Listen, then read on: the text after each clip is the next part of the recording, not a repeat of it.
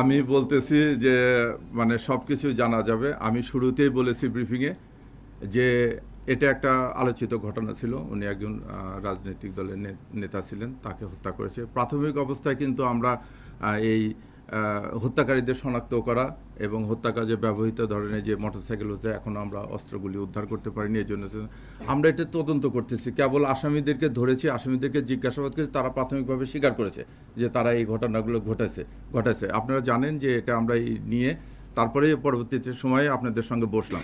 এগুলো আমরা সবই তদন্ত করে বের করব। এর তো অবশ্যই মোটিভ আছে বা এর নেপথ্যে যদি কেউ থাকে তাদেরকে আমরা খুঁজে বের করব।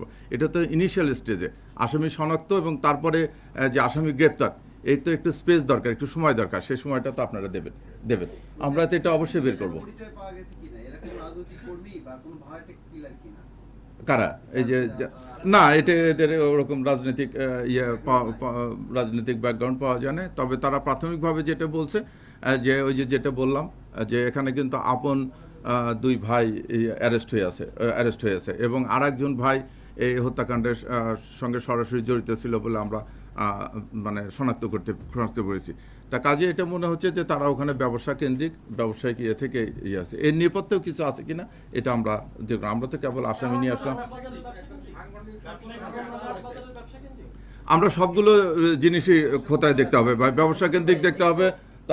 উনি তো একজন রাজনৈতিক ব্যক্তিত্ব। যে আপনারা যে চারজনকে ধরেছেন, এই চারজনকে আসলে এই কারণ বাজার বা তেজগাঁয়ের স্থানীয়, নাকি তারা আসলে ভাড়া খাটে, মানে অপরাধ সংগঠিত করার জন্য তারা আসলে ভাড়া খাটে? না,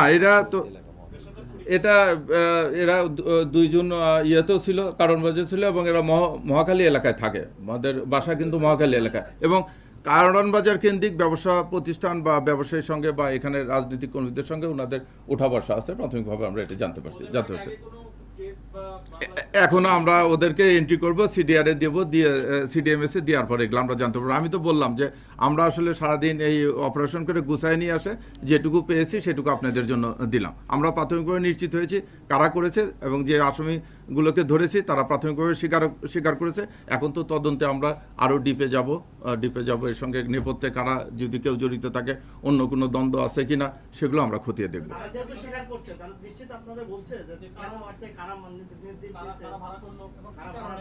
না, তারা ঘটনার সঙ্গে সংশ্লিষ্টতা স্বীকার করেছে। আরেকজন আসামি কিন্তু আমরা এখন অ্যারেস্ট করতে পারিনি। সেকেন্ড শুটার যেটা, এটা আপাতত আপনারা সবাই জানছেন। জি, নাম পাওয়া গেছে। এটা ওই ইয়ারি ভাই হচ্ছে রহিম। এটা আপনারা জানেন, এটা আপনারা ছবি দেখে সবাই আইডেন্টিফাই করছেন। এবং যে শুটার আমাদের হাতে জিন্নাত ধরা আছে, তাকেও তো আপনারা ছবি দেখে আইডেন্টিফাই করছেন। প্লাস এই যে বিল্লালের ছবিও আপনারা দেখছেন যে আসছে। সে নামার সঙ্গে সঙ্গে সে জি ওরা তিন ভাই। যদি হচ্ছে কি ধরেন আপনারা তাদেরকে তো জিজ্ঞাসাবাদ করেছেন যে তারা আসলে যারা এই হত্যাকাণ্ডের সঙ্গে সংযুক্ত ছিল সরাসরি, তারা কি আসলে তাদের কোনো মানে ক্ল্যাশের কারণে এই হত্যাকাণ্ড ঘটেছে, নাকি অন্য কেউ তাদেরকে হায়ার করেছে? এইটুকু অন্তত আমাদেরকে একটু বলেন। এটা তো আপনারা প্রাথমিক জিজ্ঞাসাবাদে অবশ্যই পেয়েছেন।